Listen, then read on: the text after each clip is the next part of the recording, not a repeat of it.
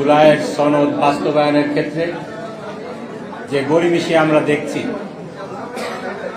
এই গড়িমসি ঘোলা পানিতে মাছ শিকারের অংশ হিসাবে আমরা দেখেছি কিছু আইনি প্রশ্ন তোলা হচ্ছে। আমরা আরো দুঃখের সাথে লক্ষ্য করছি আইনি প্রশ্ন তোলা হচ্ছে, কিন্তু এই আইনি প্রশ্নের সুস্পষ্ট কোনো ব্যাখ্যা কিংবা উত্তর দেয়া হচ্ছে না। আমি সংসদে বলেছিলাম যে আইনি প্রশ্ন তুলে জুলাই সনদ এবং এর বাস্তবায়ন প্রক্রিয়াকে প্রশ্নবিদ্ধ করা হচ্ছে, সেগুলাকে আমি পয়েন্ট বাই পয়েন্ট তুলে ধরেছিলাম। বলেছিলাম আপনাদের অবস্থান এর ক্ষেত্রে, এগুলার ক্ষেত্রে সুস্পষ্ট করুন।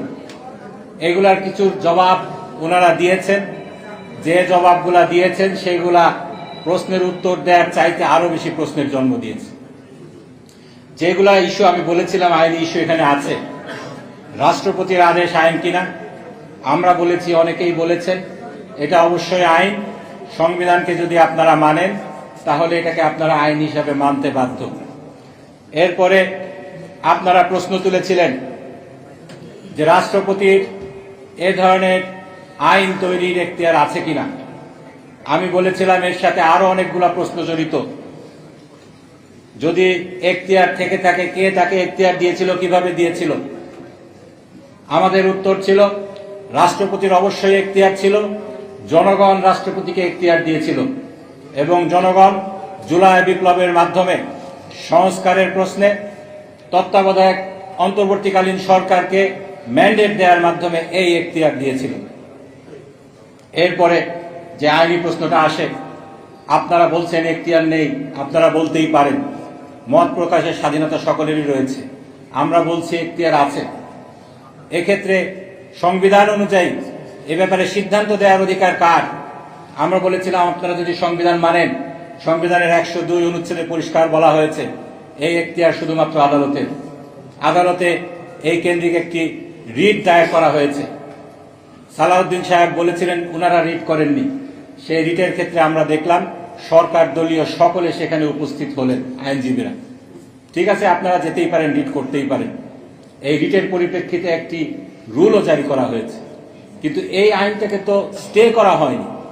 স্টে যদি করা না হয়ে থাকে, সংবিধান কি বলে, সংবিধানের যে সমস্ত ব্যাখ্যা রয়েছে সেটা কি বলে, এই আইনের স্ট্যাটাস কি হবে।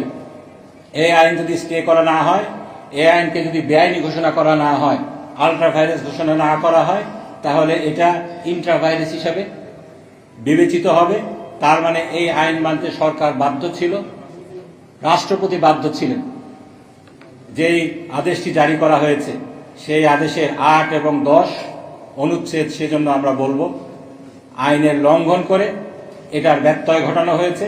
আইনের শাসনের এখানে সাংঘাতিক রকমের ব্যত্যয় ঘটেছে। এরপরে যে কথাটা আমি বলেছিলাম, জনগণের যদি সাংবিধানিক পাওয়ার থাকে, সাংবিধানিক যদি ক্ষমতা থেকে থাকে, জুলাই বিপ্লবের মাধ্যমে, এটাকে আপনারা বিপ্লব বলেন আর গণঅভ্যুত্থান বলেন, জনগণের সেই কনস্টিটিউয়েন্ট পাওয়ার সাংবিধানিক ক্ষমতাকে ট্রিগার্ড হয়েছিল কিনা। এক্ষেত্রে আমি বলেছিলাম সরকারের অবস্থান পরিষ্কার হওয়া জরুরি। সরকার যদি জুলাই বিপ্লবকে বিপ্লব কিংবা গণঅভ্যুত্থান হিসেবে স্বীকার করে, তাহলে অবশ্যই এর মাধ্যমে জনগণের কনস্টিটিউয়েন্ট পাওয়ার ট্রিগার্ড হয়েছিল। 13তম সংশোধনীর যে মামলাটি রয়েছে সেখানে আদালত সুস্পষ্টভাবে বলেছে 90-এর গণঅভ্যুত্থান যেটা বিপ্লব ছিল না, সেখানে জনগণ তাদের ম্যান্ডেট, সেই কনস্টিটিউয়েন্ট পাওয়ার, সেইটাকে তারা প্রয়োগ করেছে এবং এর মাধ্যমে সংবিধানের বেসিক ফিচারের ব্যত্যয় ঘটিয়ে তত্ত্বাবধায়ক সরকার ব্যবস্থাকে সংবিধানের অংশ হিসাবে যে ইনকর্পোরেট করা হয়েছে এটা ভ্যালিড ছিল। সেই আলোকে জুলাই বিপ্লবের জুলাইয়ের যে সনদটা রয়েছে এর বাস্তবায়ন আদেশটাও একইভাবে সেই ম্যান্ডেটের আলোকেই ভ্যালিড হতে বাধ্য। এরপরে আমি যে প্রশ্নটি তুলেছিলাম, জুলাই সনদ বাস্তবায়নের জন্য আপনারা কি সংবিধান সংশোধনকে যথেষ্ট মনে করেন নাকি এর জন্য সংস্কার প্রয়োজন।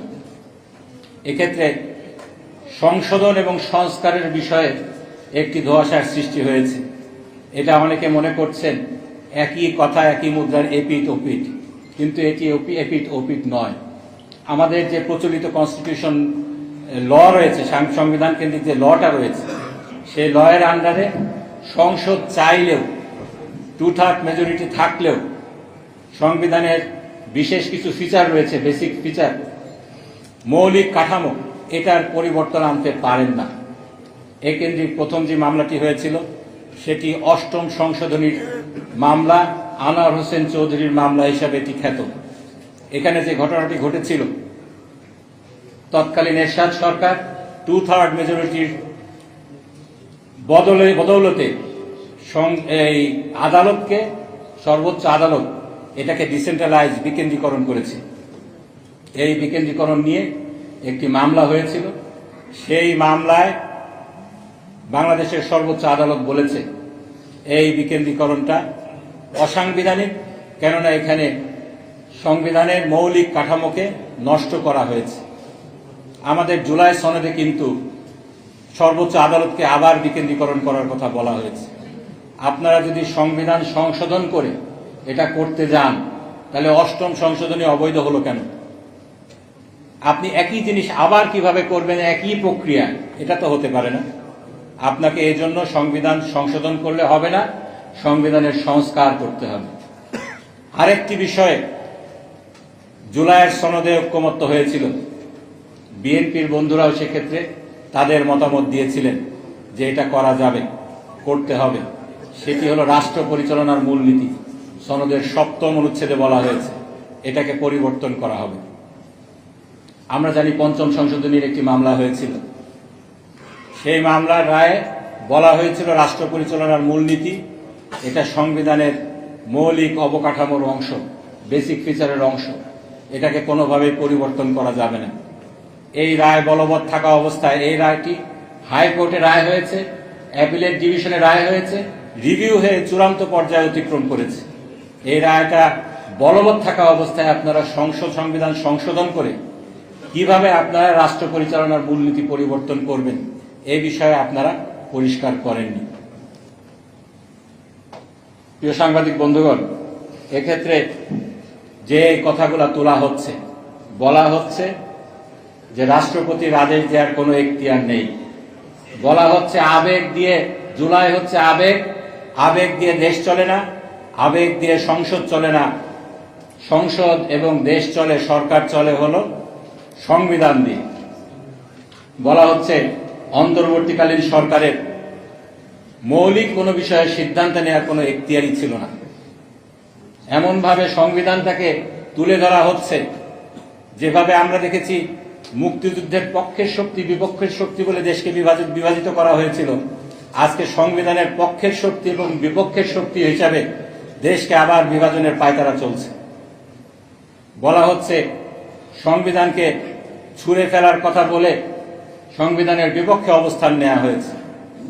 সংবিধান ছুঁড়ে ফেলার কথা তো বেগম খালেদা জিয়া বলেছিলেন, যিনি এই কথাটি তুলে খোঁটা দিলেন যে এখান থেকে 71-এর পরাজয়ের গন্ধ আসে, সেই জন্য আপনারা ছুঁড়ে ফেলতে চাচ্ছেন, সেই ব্যারিস্টার আন্দালিব পার্থই এই কথা বলেছিলেন। বিএনপির আরেক নেতা আনোয়ার জাহিদ এই কথা বলেছিলেন।